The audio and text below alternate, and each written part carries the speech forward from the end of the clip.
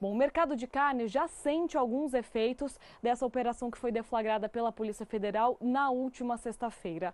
Alguns países que eram compradores da carne brasileira acabaram bloqueando essa compra, pelo menos temporariamente. O que pode ser feito agora, tanto pela iniciativa privada quanto pelo governo? Bom, quem traz essa resposta é o professor da FGV, Carlos Eduardo Dalto, que conversou comigo um pouco mais cedo. Veja. Professor, muito obrigada pela sua vinda aqui nos nossos estúdios. Bom, na sexta-feira foi deflagrada essa operação pela Polícia Federal, Carne Fraca, que trouxe um certo pânico, uma certa cautela por parte de compradores, de consumidores. Como que o senhor vê essa operação como um todo? Olha, acredito assim que a primeira postura que nós devemos ter é separar a carne fraca da carne forte. Não dá para criminalizar todo o setor em detrimento de algumas poucas e isoladas ações de alguns agentes que supostamente cometeram atos ilícitos. Eu vejo que existem muitos mitos, existem muitas questões que está tomando uma dimensão totalmente fora, desproporcional do que realmente é o setor da pecuária e o setor da parte de animal. E a gente precisa tomar um pouco de cuidado com relação a isso, com essas generalizações, porque o setor eu vejo que ele é muito maior. Eu estive hoje de manhã conversando com alguns especialistas e algumas pessoas que trabalham no setor e eles me disseram o seguinte: Dalton, não existe um dos setores do agronegócio como um todo que é mais fiscalizado do que a proteína animal. Então eu vejo assim, um pouco de cautela neste momento. Ação por parte das entidades, dos órgãos públicos e das autoridades, mas também cautela por parte do consumidor em tomadas de decisões precipitadas e conclusões precipitadas. É um setor realmente que investiu muito nessa parte de tecnologia, de fiscalização, para ser tão penalizado assim por algo tão pequeno? Não, com certeza. E é um setor que exporta para 150 países. É um setor que tem fiscalizações nacionais e internacionais muitíssimo fortes. Quando uma indústria, um frigorífico, faz um contrato para fornecer, por exemplo, uma grande rede de fast food, além das fiscalizações oficiais, eles também são altamente fiscalizados pelas normas internacionais dessas empresas. Então, é um setor, sim, que ele é muito bem organizado, ele tem uma política de fiscalização muito forte e que, com certeza, precisa ter essa oportunidade de explicar um pouco melhor esses pontos específicos que, porventura, possam ou não ser confirmados. Bom, após toda essa operação, houve uma queda muito forte nas ações dessas empresas envolvidas ou não com essa operação. Há um temor de que haja o fechamento de mercados internacionais, de que haja uma queda no consumo de carne aqui no Brasil. O que os frigoríficos hoje podem fazer? Que atitudes eles podem tomar? Como eles podem tirar algo bom de toda essa crise que se criou agora? Olha, eu diria o seguinte, que no primeiro momento é fazer a gestão da crise. Num segundo momento, é repensar algumas práticas dentro do setor. Por exemplo, você intensificar as políticas de compliance dentro do setor e de governança corporativa para essas empresas, para que tenham ações pontuais, rígidas e severas, para quem quer que seja que saia das virtudes e daquilo que prescreve a lei. Outra questão muito forte, eu vejo assim, nós tivemos uma primeira relação com o consumidor quando as grandes empresas foram para a mídia, com propaganda, com marketing direto. Então a minha pergunta é, será que não é um momento para colocar esta relação num outro patamar e de uma forma mais profunda com os seus consumidores?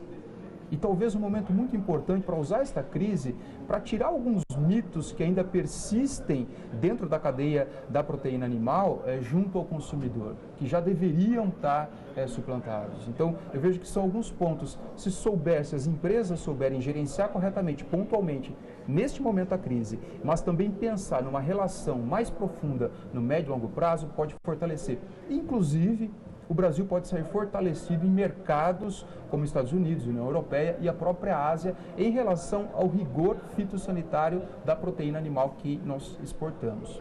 Muito tem se falado sobre esse temor dos mercados internacionais, que o Brasil brigou muito para conseguir ganhar esses mercados e agora eles podem ser fechados. Só que 80% da nossa carne ainda fica aqui. Falta um pouco de cuidado com o mercado interno? Com certeza. Eu acredito assim que precisa olhar e dar uma resposta para a população.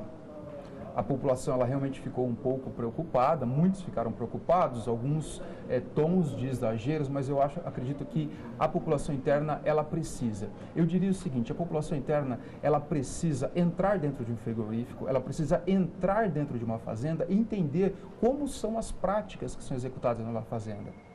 O que são oferecido para os animais, como é o manejo desses animais, como é a cria, a engorda, o transporte, o abate desses animais. Então é uma oportunidade de mostrar para a população que existem normas e que essas normas são rigorosamente estabelecidas e principalmente tirar esses mitos, esses conceitos que ainda estão enraizados, como por exemplo de que o animal sofre, de que o animal é maltratado, porque infelizmente a gente acaba vendo somente notícias ruins quando surgem desse setor e de outros também. São casos isolados na maioria das vezes, né? Exatamente. Os pecuaristas acabam sendo afetados indiretamente, porque as denúncias são contra empresas, mas eles são os fornecedores dessas empresas.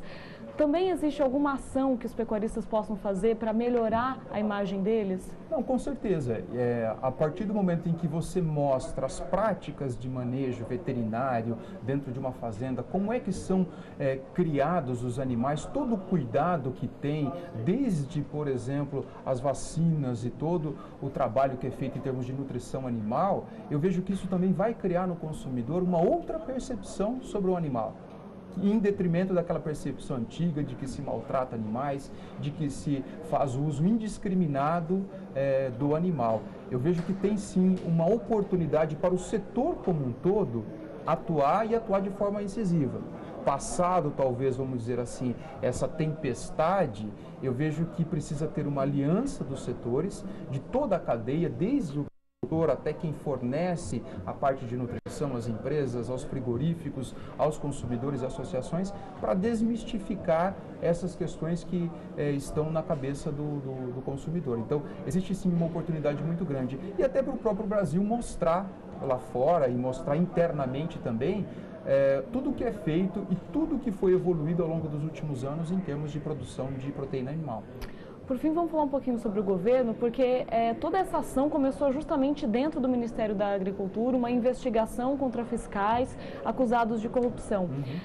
Como você enxerga a ação que foi tomada pelo próprio Ministério, pelo governo federal diante dessa crise? Olha, até o que nós estamos observando de sexta-feira até hoje, a gente tem visto uma atuação tanto do presidente Michel Temer quanto que da equipe econômica, especialmente do ministro Maggi, de uma forma muito intensa, muito incisiva, muito preocupante. Ele saiu à mídia, ele defendeu os produtores, ele defendeu a cadeia, ele já tirou alguns mitos, como por exemplo a questão do papelão, que foi completamente mal interpretada. Eu vejo assim que eles tomaram algumas atitudes iniciais muito importantes. No próprio sábado, o presidente Michel Temer conversou com o Donald Trump, esclareceu alguns pontos. Estão sendo providenciadas algumas notas técnicas para os mercados, para tentar acalmar especialmente os mercados internacionais, que estão ali um pouco polvorosos com as notícias, com o que se chega até ele. Então, até este momento, o gerenciamento da crise, sobre o meu ponto de vista, está sendo muito bem executado. Agora sim, esse é só um primeiro momento. Há que se fazer todo um trabalho na cadeia para que esse efeito seja minimizado e principalmente para que a gente volte a gozar de toda a credibilidade que a proteína animal tem, tanto interna quanto externamente.